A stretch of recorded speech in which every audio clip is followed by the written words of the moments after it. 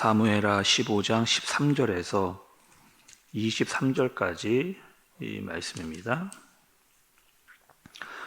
전령이 다윗에게로 와서 말하되 이스라엘의 인심이 다 압살롬에게로 돌아갔나이다 한지라. 다윗이 예루살렘에 함께 있는 그의 모든 신하들에게 이르되 일어나 도망하자. 그렇지 아니하면 우리 중 한 사람도 압살롬에게서 피하지 못하리라. 빨리 가자. 두렵건대 그가 우리를 급히 따라와 우리를 해하고 칼날로 성읍을 칠까 하노라. 왕의 신하들이 왕께 이르되 우리 이 주 왕께서 하고자 하시는 대로 우리가 행하리이다.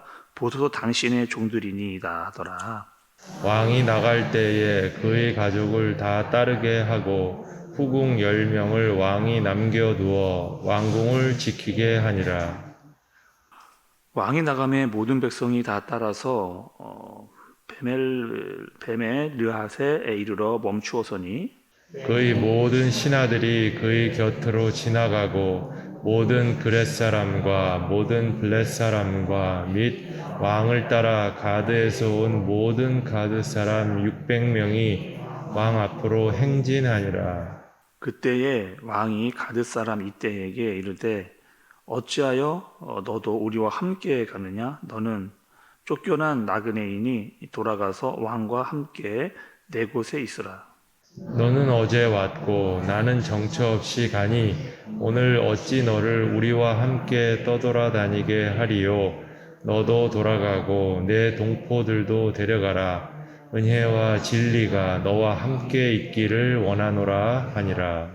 이때가 왕께 대답하여 이르되 여호와의 살아계심과 내 주 왕의 살아계심으로 맹세하옵나니 진실로 내 주 왕께서 어느 곳에 계시든지 사나 죽으나 종도 그곳에 있겠나이다 하니 다윗이 이때에게 이르되 앞서 건너가라 하매 가드 사람 이때와 그의 수행자들과 그와 함께한 아이들이 다 건너가고 함께 보겠습니다.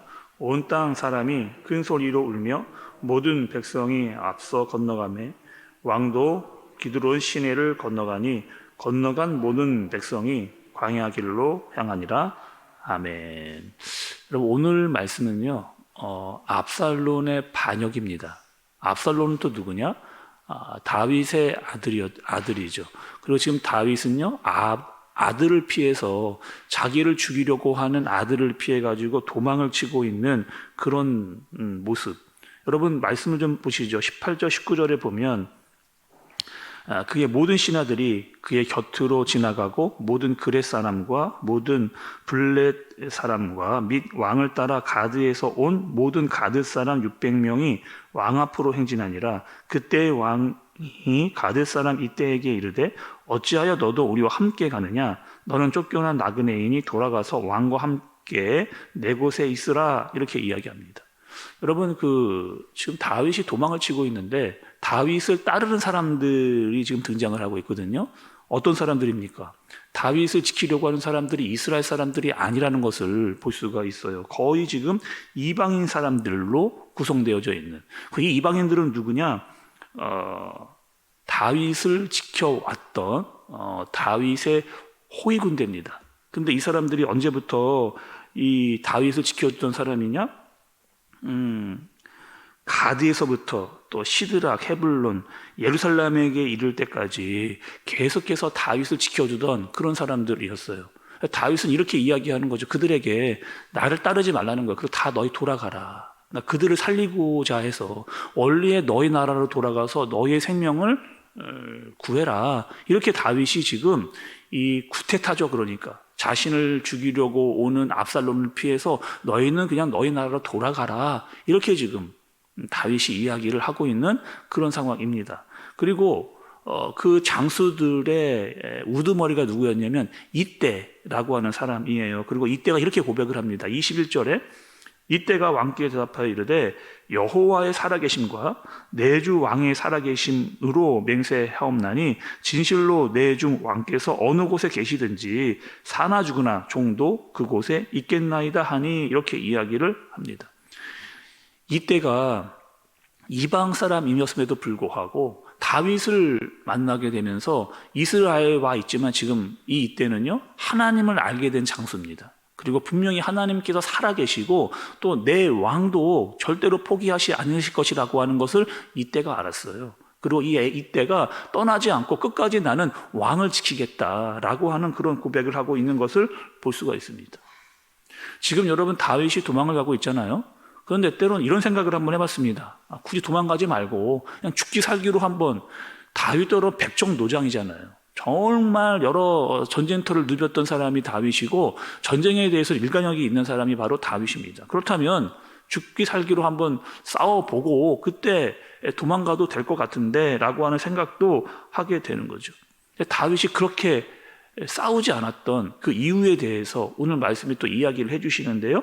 14절에 여러분 뒷부분, 후반부를 좀 보시면 그가 우리를 급히 따라와 우리를 해하고 칼날로 성읍을 칠까 하노라 이렇게 이야기합니다. 그러니까 다윗이 지금 도망가는 이유가 있어요. 첫 번째는 무엇이냐?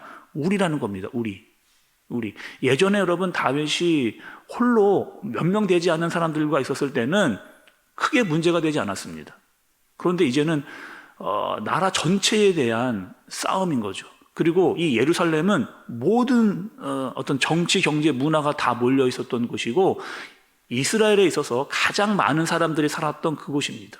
그러니까 전쟁이 나게 되면 이 모든 사람들이 서로가 서로를 죽이게 되는 그런 상황에 빠지게 되는 동족 상잔의 비극이 일어나게 되어지는 그런 상황인 거죠. 그리고 이 예루살렘이라고 하는 자체가 상징적인 의미를 가지고 있는 곳입니다. 그러니까 여기서 우리가 싸울 수는 없다라고 생각을 해서 지금 다윗이 거의 지금 도망가듯이 피난 가고 있는 모습인 거죠. 거기다가 지금 나를 죽이려 오는 사람이 누구예요? 다른 사람도 아니고요. 자기 자식입니다. 자기 아들이 나를 죽이려 오는, 그리고 반란군의 주도자가 바로 그의 아들이기 때문에 싸울 수도 없는, 그리고 싸우게 되면 누구 하나는 죽어야만 이 싸움이 끝나기 때문에 함부로 압살롬과 싸울 수 없는 그런 상황. 지금 다윗이 자기의 자존심을 내세울 때가 아니라는 거죠. 또 많은 사람들을 전쟁에 앞세워서 이겨야겠다라고 하는 오기도 내세우기가 어려운 그런 상황입니다. 지금 쫓겨가는 상황이고 사람들에게 손가락질을 당해도요, 그 모든 것들을 다 감당하고 수용해내야 되는 다윗의 모습을 볼 수가 있습니다. 나와 함께하는 이 부하들을 내가 지킬 수만 있다면, 그리고 내가 세워놨던 예루살렘을 지킬 수가 있다면, 내 아들을 내가 죽이지 않을 수만 있다면 라는 마음으로 지금 피신을 가고 있는 다윗의 모습. 여러분, 다윗은 어디로 피신을 가느냐? 유대 광야로 도망을 갑니다. 근데 여러분, 이 유대 광야는 어떤 곳이에요?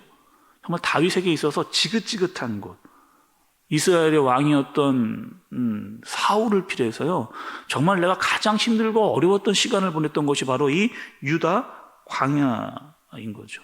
내가 이곳에 와서 보니까 옛 나의 모습이 그대로 이 광야에서 다 보이게 되는 거예요. 숱한 죽음을 피해서 홀로 외롭게 고독한 시간을 보냈던 그 광야라는 거죠. 어쩌면 여러분, 다윗은요, 다시 광야로 나오는 것이 죽기보다 싫었을 수도 있습니다. 다시 나오고 싶지 않았고, 내가 힘든 시절을 보냈던 그곳으로 다시 돌아오고 싶지 않았던 것이 광야일 수 있었습니다. 근데 여러분, 다윗은요, 다시 나오게 된 그 광야에서 옛날 나의 모습을 힘들고 어렵지만 보게 되는 거죠. 이곳은 내가 정말 고독하고 내가 정말 힘들었던 시간을 보냈던 그곳이구나. 내가 정말 외로움에, 지독한 고독에 빠져서 제대로 다리 한번 펴지 못하고 잤던 그곳이 바로 이 광야.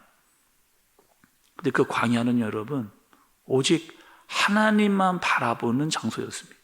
하나님만을 의지해서 살았던 시간이었고, 하나님이 없으면 살 수 없는 곳이다라고 고백했던 곳이 다윗에게 있어서 그 광야였다는 거죠. 그런 의미에서 본다면 이 광야에 나온 곳이 꼭 그렇게 너무나 힘들고 어려운 것만은 아니라는 겁니다. 예루살렘에 있을 때에는, 그 성에 있을 때에는 화려하고 안전한 모습에 살았던 다윗, 그것이 좋은 것만 같았고 거기서 모든 것을 다 얻은 것만 같았습니다. 근데 여러분, 우리가 봤던 다윗의 모습은 어땠어요? 편안해지고 안전해지자 점점점 자신의 영혼이 무뎌지고 있었던 다윗의 모습을 봤죠. 다시 나온 광야에서 나를 보게 되는 겁니다. 그리고 그 광야에서 나와 함께 하시던 하나님을 다시 만나게 되어지는, 영적으로 각성하고 잃어버렸던 야성이 다시 회복되어지는 다윗의 모습을 이제 드디어 보게 되는 거죠. 비록 지금 상황이 호락호락하지 않습니다. 나를 죽이려고 하는 사람들이 나를 찾고 있고, 그것도 내 아들이 나를 죽이려고 지금 혈안이 되어지고 있는 그런 상황. 많은 그 의리를 지키고 있었던 신하들도 있지만 많은 사람들이 대부분 나에게 다 등을 돌려버린 그런 상황.